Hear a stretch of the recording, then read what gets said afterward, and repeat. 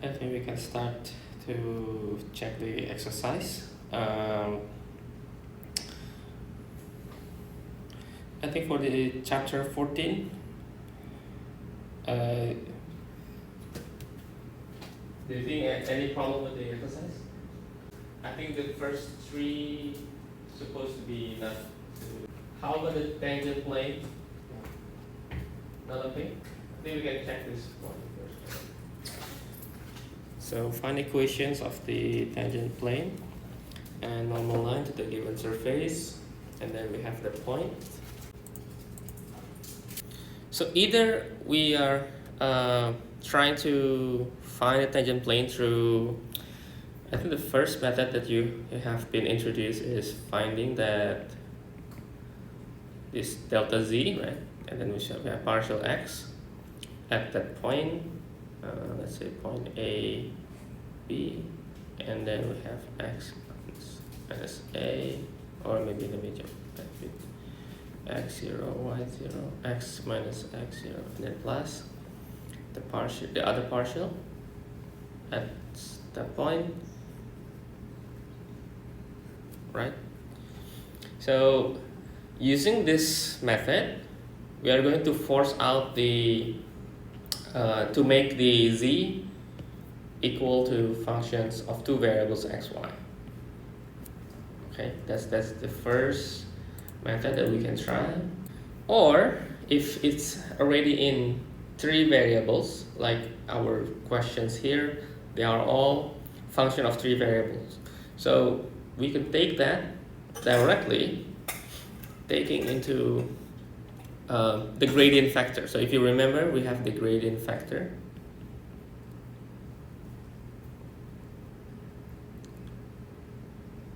And if you remember, the gradient factor dot the r prime t0. R prime is the derivative of the vector positions at some t0 or x0, y0, z0. This is supposed to be equal to 0. So our gradient factor can be written as partial x. Let me write with the capital F to differentiate these two methods. So partial x, and then all three components of the coordinates inside the partials, and then multiply with the x minus x0, and then plus the partial y at that point, and then y minus y0, and then the other one is plus partial z,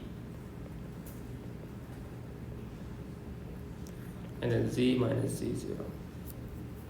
So either way, you can try these two methods, okay?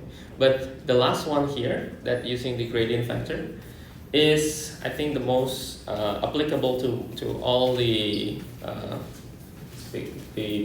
conditions. Let me rewrite this in more clear.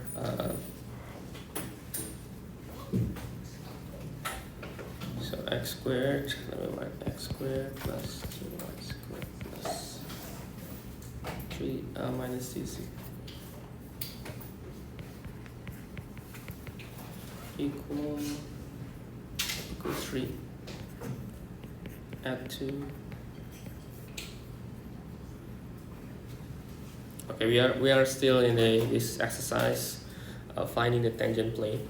Okay, so first let me rephrase within this method. So first method, we force the z to be equal to function of two variables, and then we take this into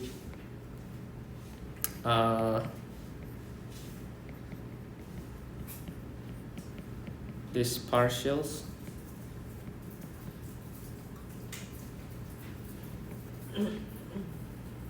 Okay, so the first method. Second method is directly write using the partial x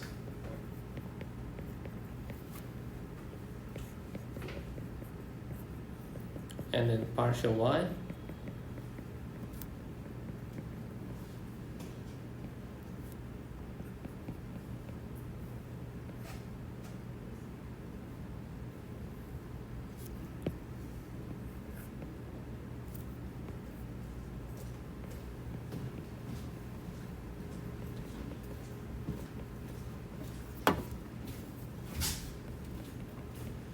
and this equal to 0.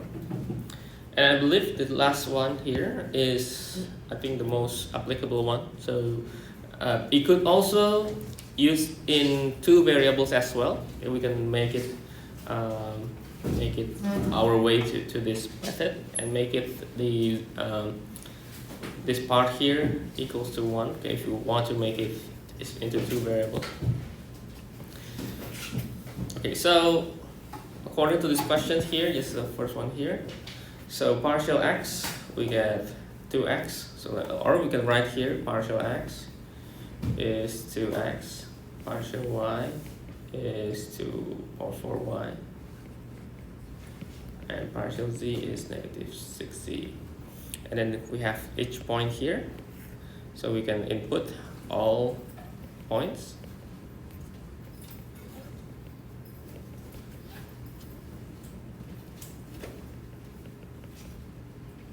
And we can use these points into this partial.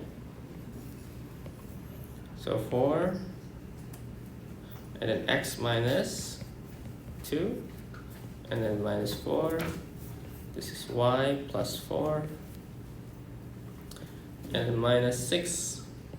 This is z plus 6, right? Oh, sorry. This is not 4. This is plus 1. This is minus 1. Okay, equal to 0. So we have 4x minus 4y minus 6z minus 9 plus 6, it's minus 3 or equal 3, right? Oh, wait, I think I miscalculate this. So minus 8 minus 12 plus 6. So minus 12 plus 6 is minus 6, so it's supposed to be 6. But if you would like to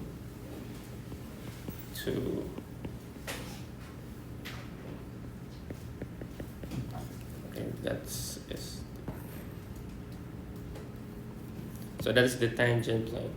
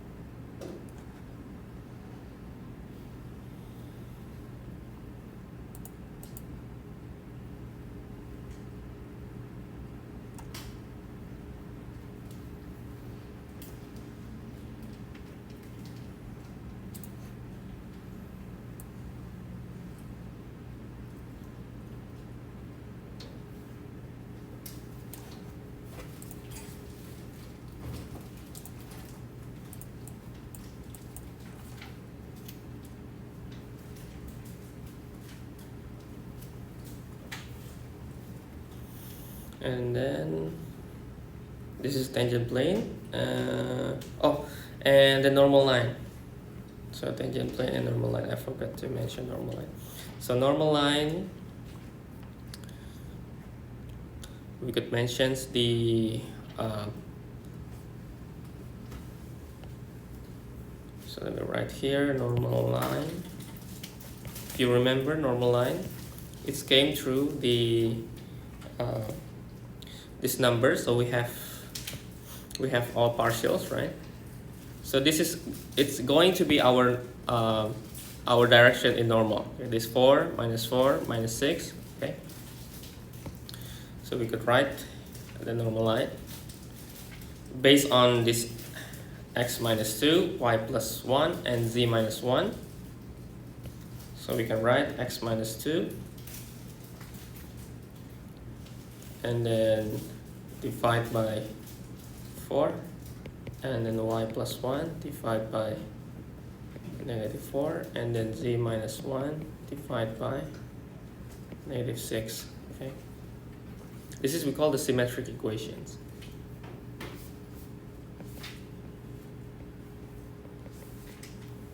I believe in the parametric we have also. And then if you would like, we could make it into our parametric as well. So this is actually equal to t, right? So we could make it into x equal 2 plus 40, right? And then this will be y equal negative 1, negative 4t, and then z equal 1 plus 60, right? Or minus, is this minus? Oh, minus, minus.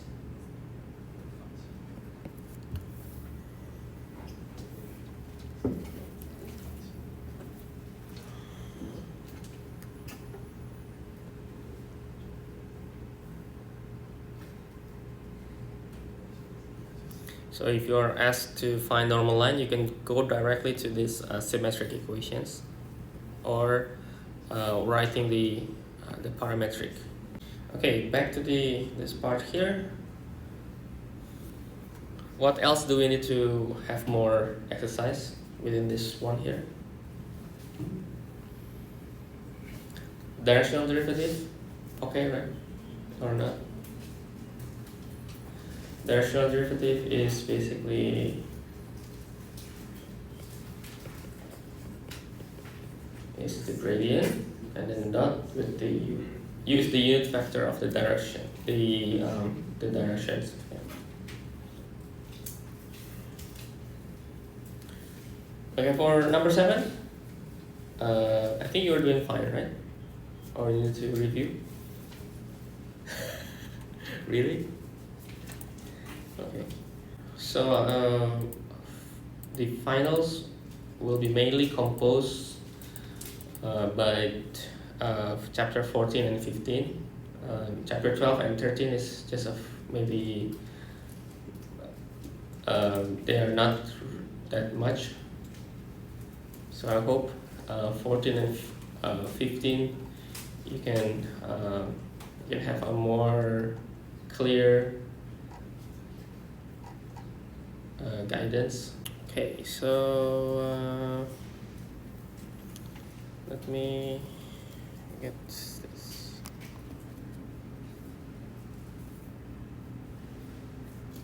Okay, let me write in the new page.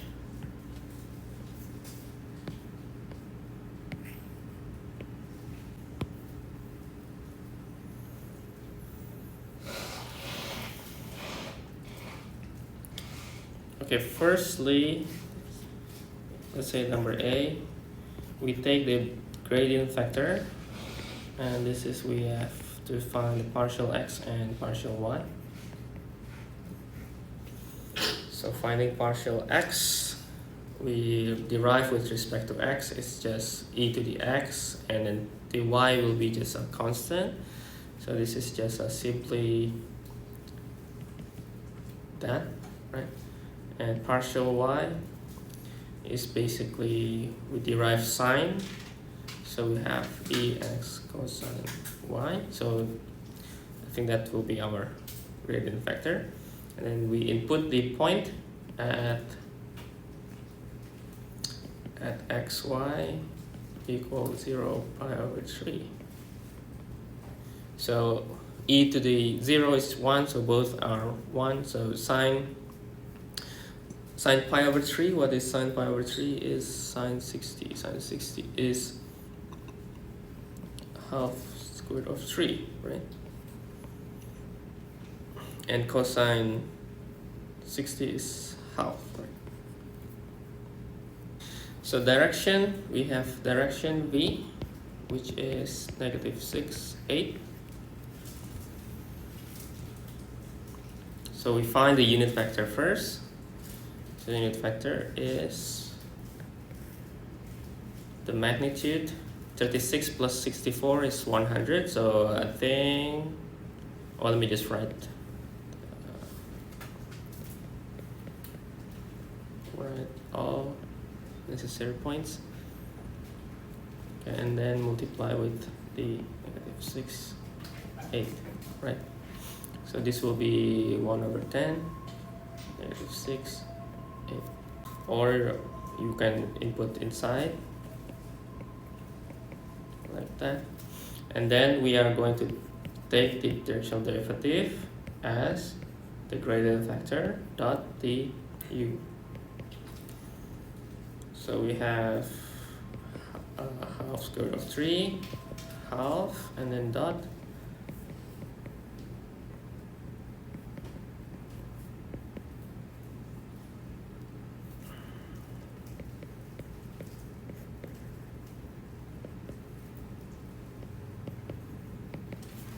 Or we have 8 minus 6 square root of 3, or you want to simplify it.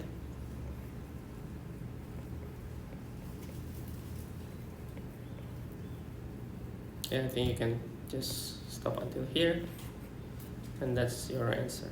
So basically what you need to remember using this directional derivative, okay, is this u is not just a vector, but it's unit vector. So you need to calculate the magnitude of the vector, okay? Sometimes the question about the directional derivative, it's also include finding the maximum rate, right? The maximum rate is just, so let me write here. So maximum rate, this is just taking the magnitude on this gradient vector. That's the maximum rate. Okay, because remember in the dot product, when you have a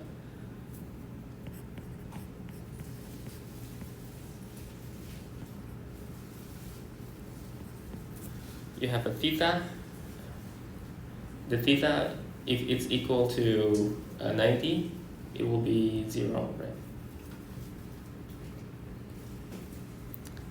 And if it is 0, the cosine will be maximum. So the maximum means the possible value that this rate can have, and the maximum possible value is using the cosine equal to 1. Okay. The cosine, it's cosine 0. Okay.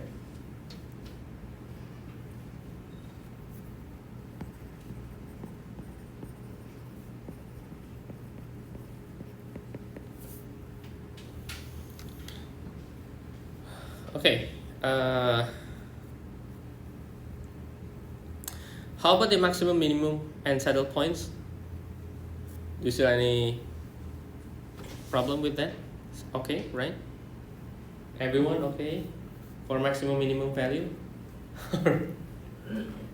Okay, I think we can start this maximum, minimum value. So finding the maximum, minimum value, and also saddle points, if the function have saddle points, is basically we are taking the first partials and the second partials. Okay, so we are going to find the first partial like that, and then finding the second partial.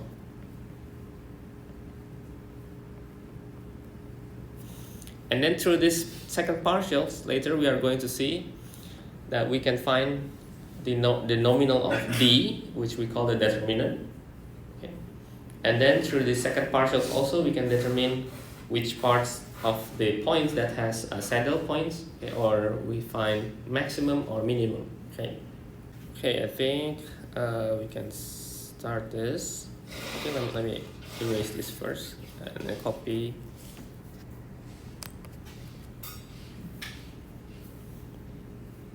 Let me write in the new page.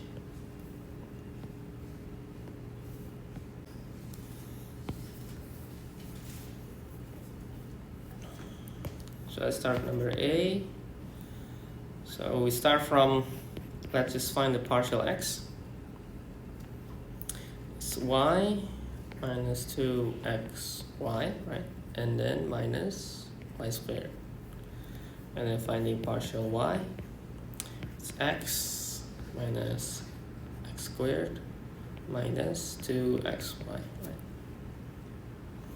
And if you would like, we can find the second partials first, So partial x, this will be negative 2y, right? And then partial y,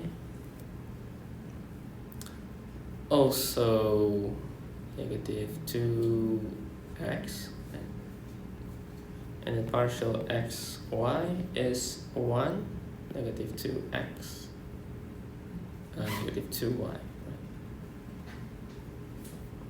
Okay, right? And then we try to find the extreme value. So first, let me write the steps here. Step 1, compute first partial and second partial. Okay. Now second, find the extreme value.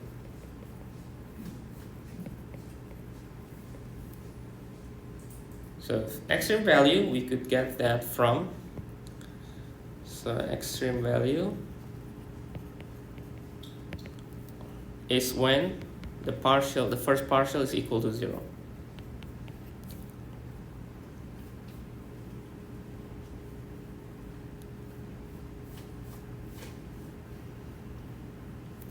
So let's write y, 1 minus 2x minus y. This is going to be 0. Okay. And then we also take the other partial, the partial y, that need to be equal to 0 as well.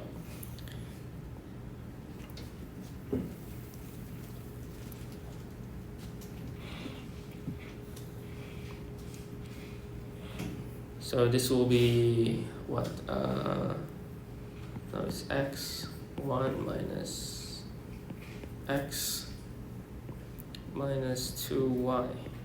This is equal to 0.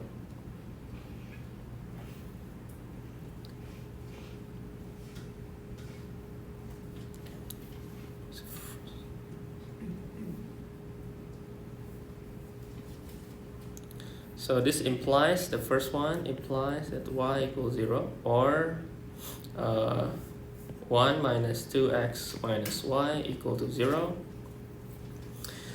And I think we can substitute, I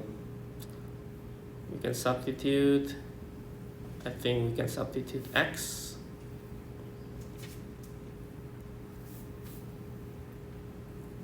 Or y. I think y will be okay because we can just directly substitute here. I think y equal 1 minus 2x. We can substitute to here, right? So x 1 minus x minus 2, 1 minus 2x equal to 0. This is minus 1 minus x minus 2 plus 4x. So we get what? 3x minus 1, right? 3x minus 1. So x, 3x minus 1 is equal to 0. So x equals 0, and the other one is this. So x equal 1 over 3. Right? Is this correct? And then based on this x, we can take for y. So when x is 0, y is 0, right?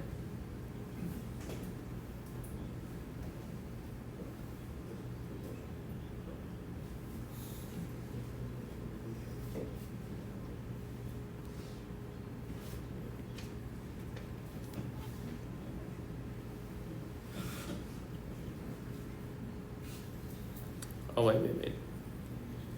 We could take all the conditions. So first is y equal 1 minus 2x. So when x is 0, y is 1. Right? When x is 1 over 3, y is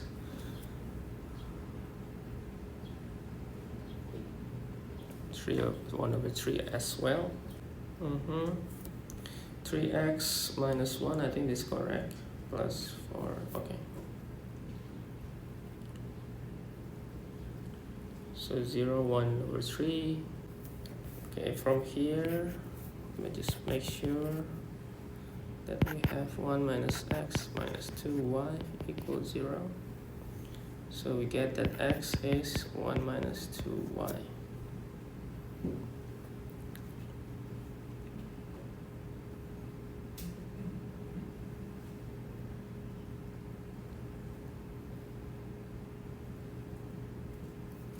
Okay, is there any critical points that I have left?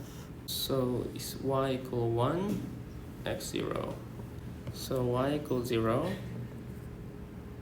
x equal 1, right? Okay, I think we finished, right? Do we have 0, 0? No, right? Only this 3. Okay, I think we can try this 3 then. What is the question? X, y.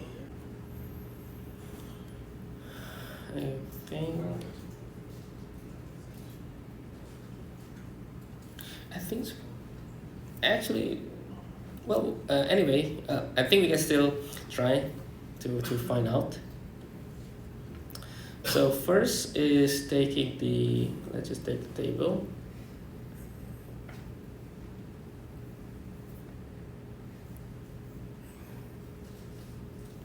So we have D, which is equal to F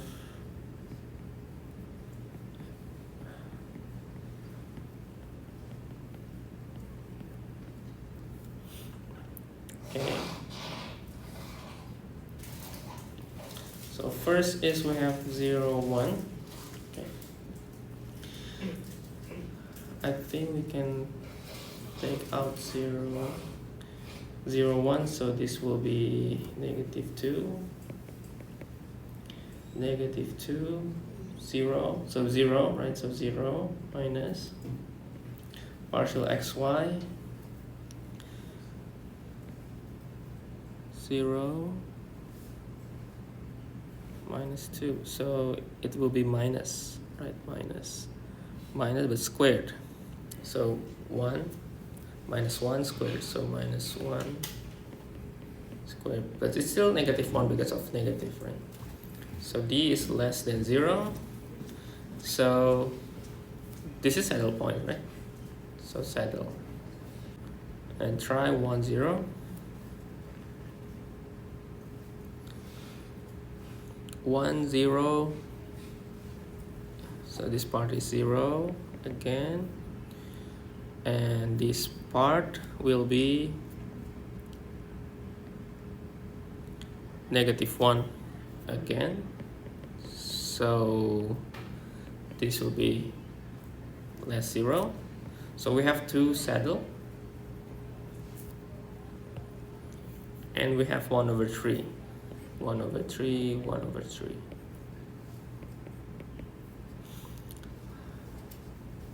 This is -2 over 3. -2 over 3 minus 1 minus 2 over 3 minus 2 over 3. It's minus, right? It's so it's -4. So -1 over 3, but squared.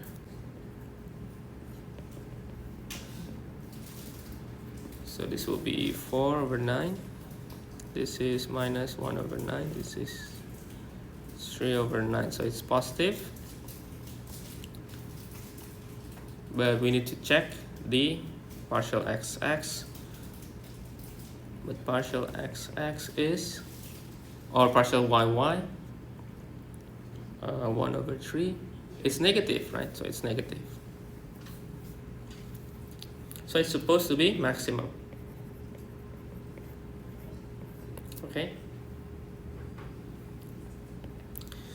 Okay, so you need to remember the second partials. So this is the formula. So whenever you find D is already negative, this will be saddle. But if D greater 0, we can take this is maximum or minimum. If the partial xx is So maximum if it's less 0, and minimum if this is positive. Okay. Yeah, actually the questions is missing out one constant, but still okay. Okay, so from the chapter 14, is there any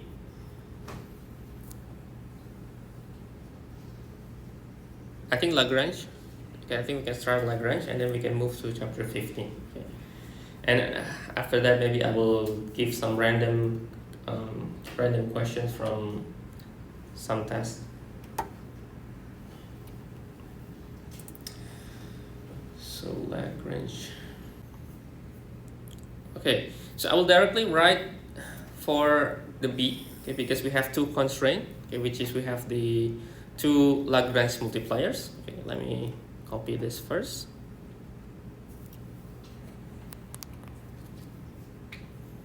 I'll write into new paper here and copy the question. So basically what Lagrange will do is, or how the result is basically the same as we find maximum or minimum value. Okay, we find through the components of Lagrange multipliers. And basically the Lagrange multipliers is based on the constraint it gets from the given information. Okay, so this is for example this number B, the fxyz. This is our goal. Okay, we need to find the maximum and minimum value of this, and this is the constraint. Okay, this is the constraint. So this is the constraint. So let's name this as G and H. So we have first we take the let me write G x y z is x squared plus z squared and is equal to, and we have H x y z x plus y equal 1. And then to start the Lagrange, we find the gradient factor of f that's equaling a constant lambda for del G plus another constant multiplied with gradient factor H. Okay, we are going to have a break for a while. I think we can continue this number 9. So Lagrange, we take all the partial for each function f, g, h. Okay, this is the result. So basically what we are going to do is we are going to find linear equation based on this three gradient factors. So first we get for x. So this is x, right? So we get that this is going to be 1 is equal 2x lambda plus mu, right? And then we have 1 equal and then 0, and then we have 1 and then mu, so we have mu is equal 1, okay? And then we have the last one, we have 1 2z lambda plus mu is 0, so this is, so we have these three equations that we are going to try to manipulate, and we find how we can maximize or minimize all the components. And then we know that the constraint that we have from the questions is this is 2 and x plus y equal 1. Okay. So we can get first is mu is equal 1 from all these three equations. So if we substitute mu is equal 1, then this will be plus 1. So 2x lambda is equal 0. So this means that's either x equals 0 or this lambda is 0.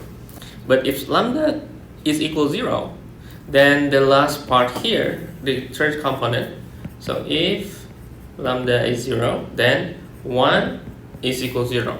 So it doesn't make sense, right? So from this result here, This does not make sense, so we take that x equals 0. So that's the one that is, I believe, makes sense. And because x equals 0, then we could see x plus y equal 1. So we get y equal 1. Right? And then same way apply for z. So z squared will be equal to, or z will be plus minus square root of 2.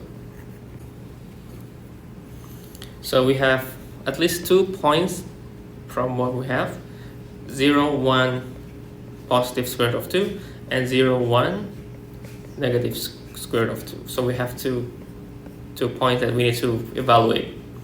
So how to evaluate? We just take on our functions, which is x plus y plus z, right?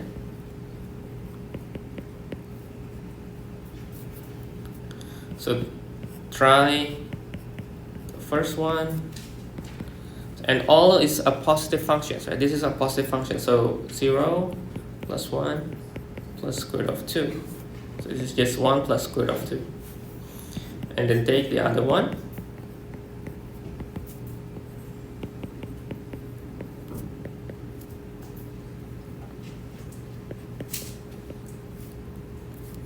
This will be a positive value, this will be a negative value. So we could say that this one is going to be our maximum, and this one are going to be minimum. Okay, actually, I believe because this is the question itself has constraint x plus y equal 1, and in our our original functions x, y, z, we have x plus y plus z. So this x plus y is actually already included within the function that we want to minimize or maximize, right? So actually, we could also see this without, so we can solve this without Lagrange multiplier. So we could just substitute it like a normal function. So we could take so let's take another step here, just xz. So we could substitute 1 to x plus y. So this becomes 1 plus z. And we can subject this constraint or functions to our constraint. But anyway, we get maximum and minimum value.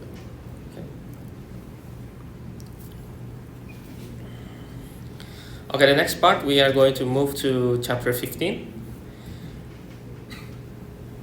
I hope you have tried the exercises before. Okay, I think we can go for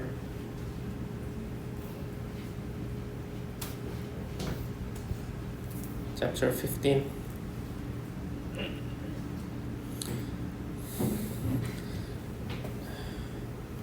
The first one, okay, right? No problem. Just a normal integrations. Second one, is that okay? Or the second one? Second one, okay. So let me copy first.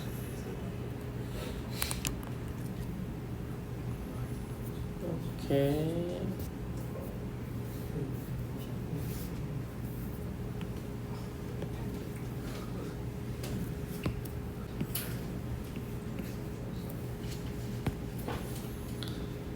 Okay, find the volume of the solid. Let's start from the first one. That is the elliptic paraboloid. We have the equations and we have the region R. Okay, so firstly, we can take this, okay, this elliptic paraboloid. So let's start. We can take as a z as a function of xy. So we can take z is 1 minus x squared over 4 minus y squared over 9. And then we have this rectangle R. So rectangle R is going to be, either you can start -2, 2, -1, 1, or you can start from 1,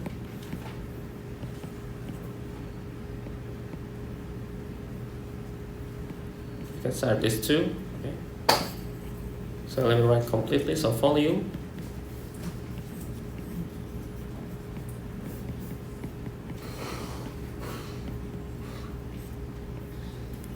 okay, either dx or dy first, and let me write dx dy first.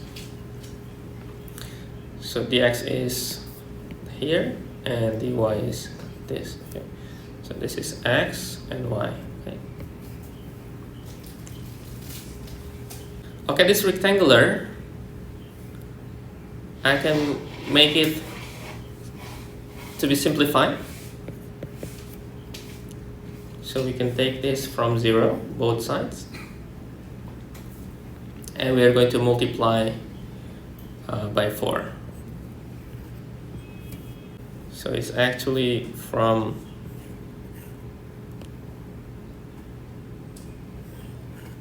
that, we just take 1 and then multiply by 4. Okay, and then we compute the integration.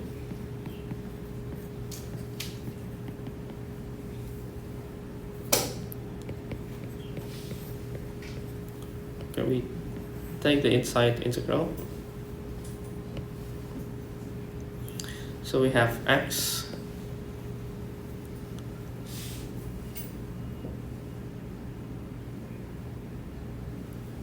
minus 1 over 12 x cubed and 1 over 9 xy squared, right? And then input this, still we have dy.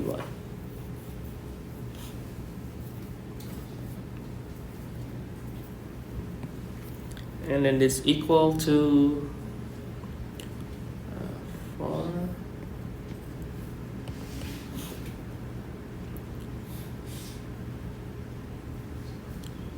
1 minus 1 over 12, so it's 11 over 12. 11 over 12 minus 1 over 9 y squared, and then we take another integral for dy. For 0, they are all 0, right? So we skip that. So this will be 11 over 12y, and then 1 over 27 y cubed. This is from 0 to 2. Okay, some computations here. So 4 multiply with 22 over 12 minus 8 over 27. Okay, some computation here.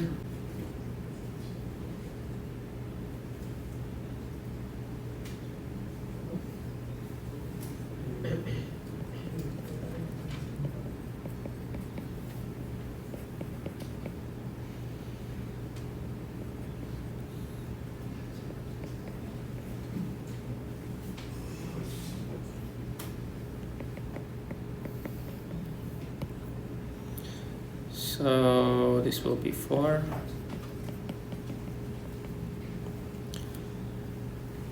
So 2, 27, 2, 6, 6, 6, 6, 6.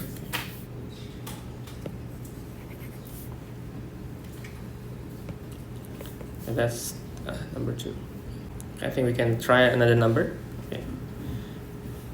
Any idea which part we should take? So this is negative 2, 2. It's negative 1, 1. Okay, any suggestions? Which question we need to take?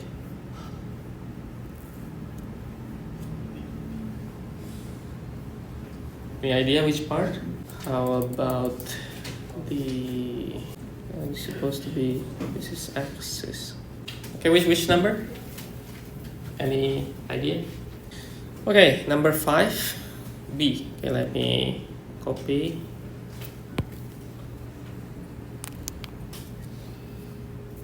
Okay, let me write here. Number 5. Okay, let's try number 5B. Okay, so every time we get the double integral, the graph that we should take care much is the graph for the region. Okay, the region. Okay. Usually in the xy plane. Okay.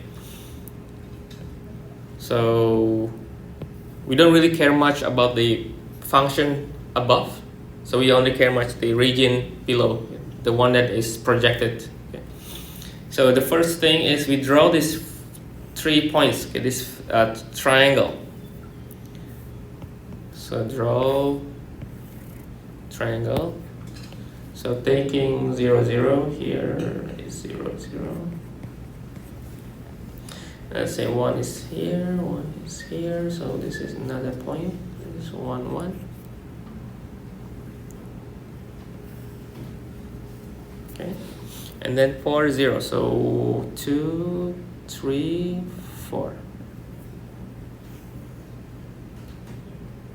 Okay, so this is our D. Okay.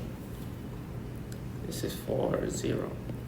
So what should we write next is we will define which part. So basically, the question is this, right? So y dA.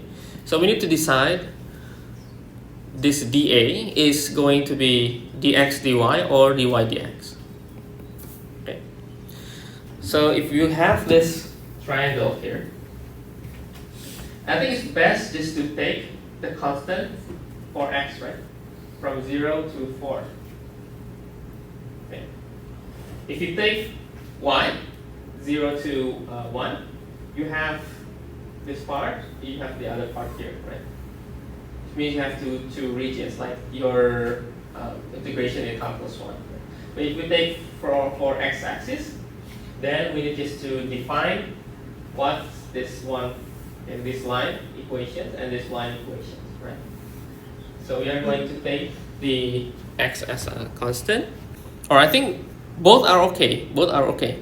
X as a constant or y as a constant, because I think I made wrong explanations. Let me explain here. So if you take for x-axis, if you take x as a constant, we will have two regions here.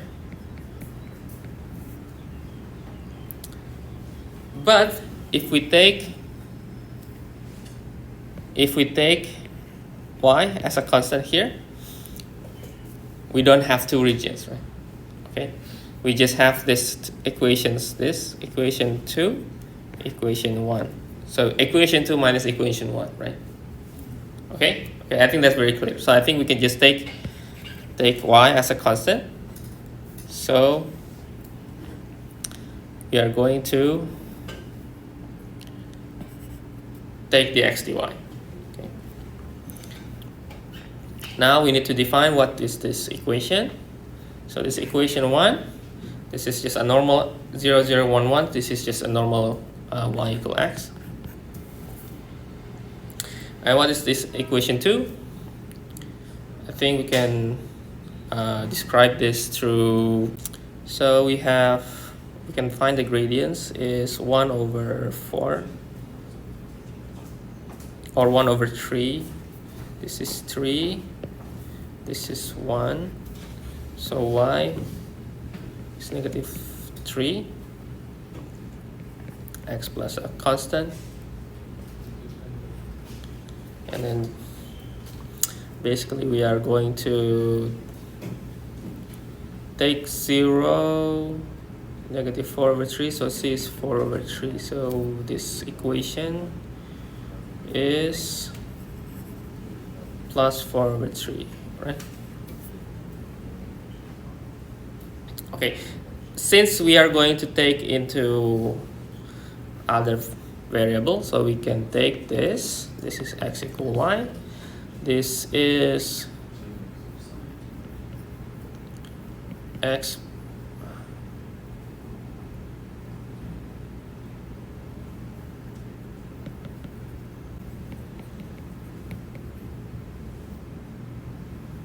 or 4 minus 3y. Okay.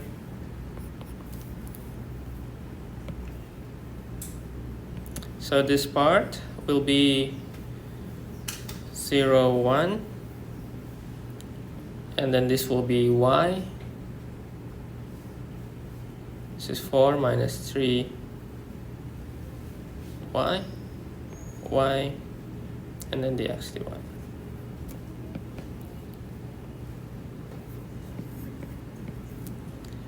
So take the inside integrations. This will be xy, taking this part here. Okay.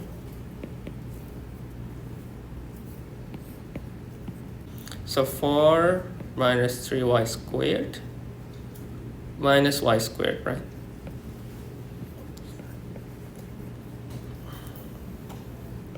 Or we have 4 minus 2y squared integrated one time. 4y minus 2 over 3y cubed, and then 0, 1. So, oh, wrong. This is going to be 4y, sorry.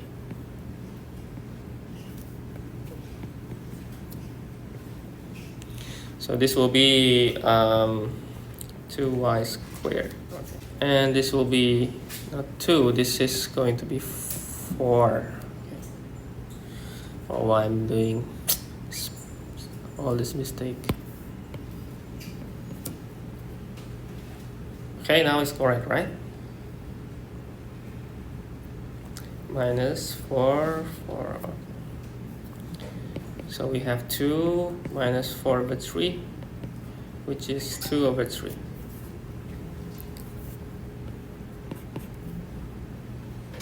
So that's number 5. I think for number A you can try as well, but I think aside from the usual double integral, you can convert to polar, because it's giving you quarter circle, and then you can get the radius, you can get the polar, and then convert xy to polar.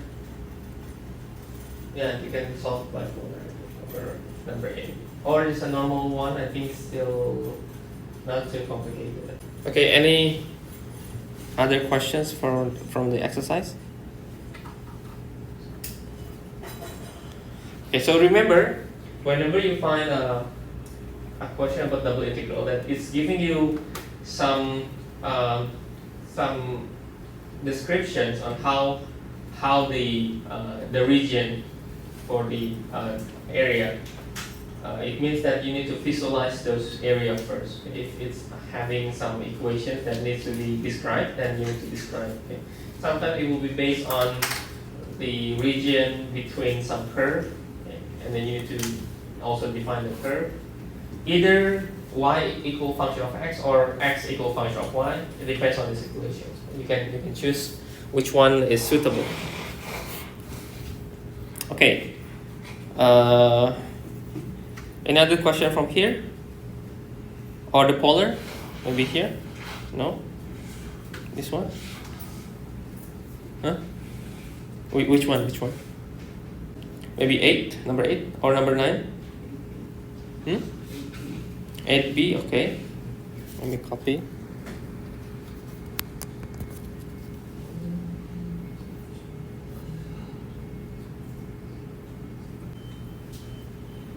Okay, so we move to the polar. So the idea on polar is basically, actually the question is already giving you the information that you need to change to polar coordinates to help you finish the computations. But sometimes I think in the exams you can have many methods. So I will not giving you like which way to go. So you need to see by yourself if it is. So whenever you see some equation that can be converted to polar, or you can see some circle equation that can be described in polar, then you need to exchange to polar. Okay, you have number B now, tangent inverse y over x, and you have description on R. You have the circle equations, which is between 1 to 4, which is, it's actually the radius, right? So you have, so this is your radius, okay? And this is, so the like, this is the same concept as before. First, you need perhaps to draw how it looks like for the region. So let's say we have, so from y we have 0 to x, okay, so 0 to x.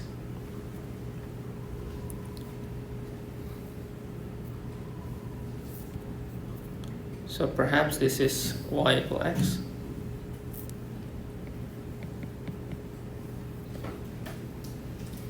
Let me erase this first.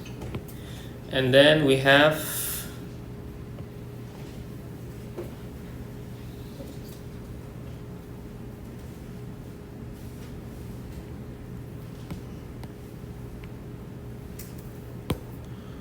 it's 4, 2, maybe here.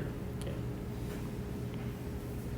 So this will be x squared plus y squared equal 4. And this will be x squared plus y squared equal 1. Okay. So we define the r is in between this 1 and 4, right? And then it's between the 0 and y equal x for y. Okay, now if we need to convert this to polar, then let me write first the conversion. And according to our picture here, if we want to write in polar, r theta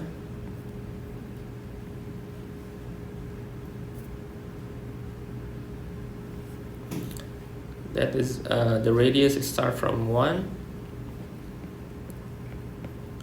to 2, and then the theta, because of the y equal x, then we know that the tangent is equal 1, which the theta will be equal to 45 degrees, right? So this will be the theta pi over 4. Okay.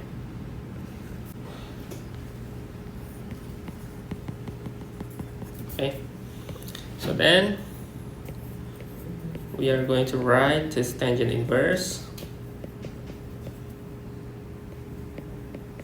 become our r theta. So theta will be here. This is going to be r 1, 2, and then this will be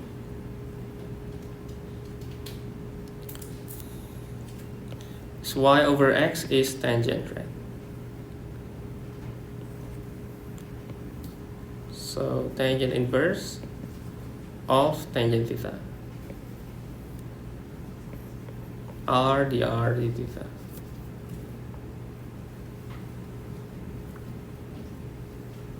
And because we are only evaluating on first quadrant, 0 to pi over 4, so this can be equal to just theta, okay?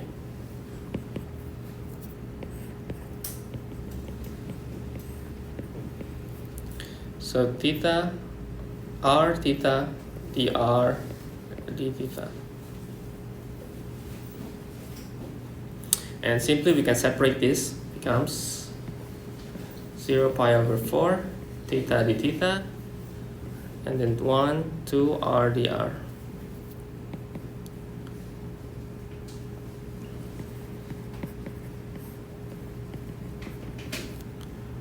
And then this one,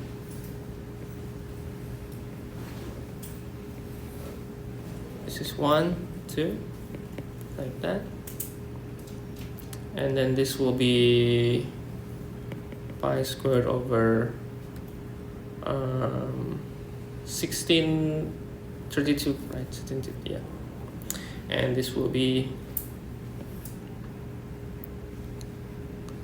4 over 2 minus 1 over 2, 3 over 2. Or this is 3, 64 pi over pi squared.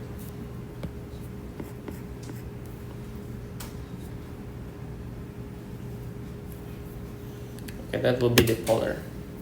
Okay, any questions from this part? Okay, let me give you another questions. Just one, I think last question. Do you still have something to be questioned from the exercise? Anything still confusing? I think I will give you another questions. This is not from exercise.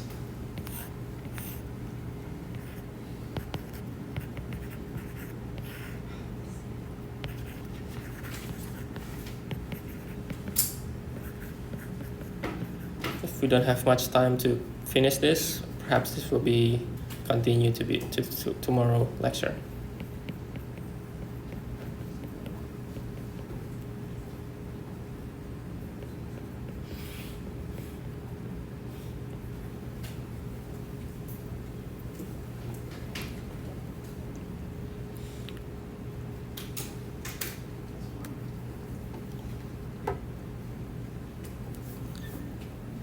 So this is, so evaluate this.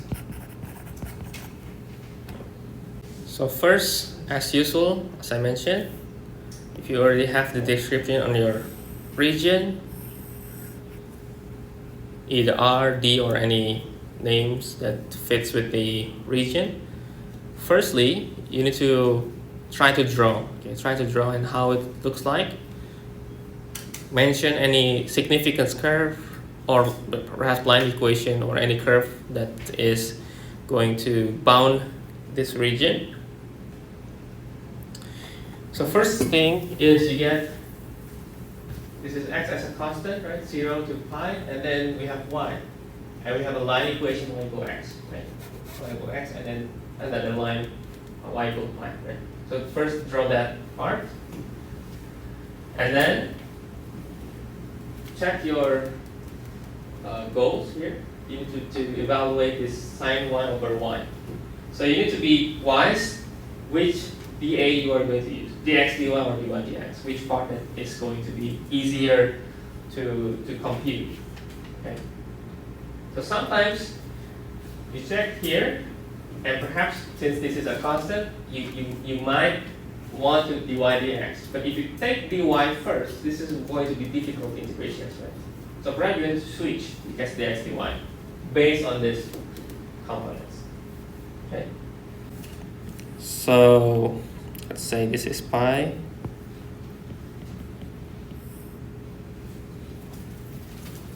And then this is y equal x. This is pi. So this is your region, right? It's your region. If you take dy dx, it will be very difficult to compute. So take dx dy, and how we get the endpoints? We get the endpoints from this, right? So we take y as a constant. So we take from 0 to pi, and then x take from 0 to y. Okay, so we get, this is going to be 0 pi, 0 y, sine y over y, and then dx dy. Then simply we get, this is x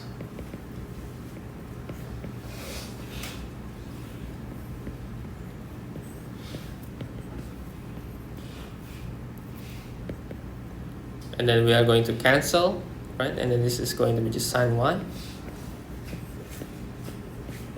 and then dy, and then this will be what? Negative cosine y, 0 pi. So it's going to be 1 negative negative 1 will be 2. Or you can just use calculator if you want. I'm allowing you for a calculator.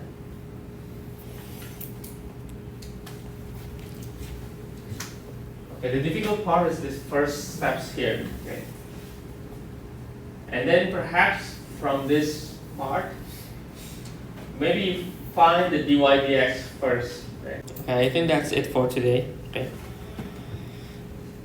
We're going to continue tomorrow, okay, for more exercise.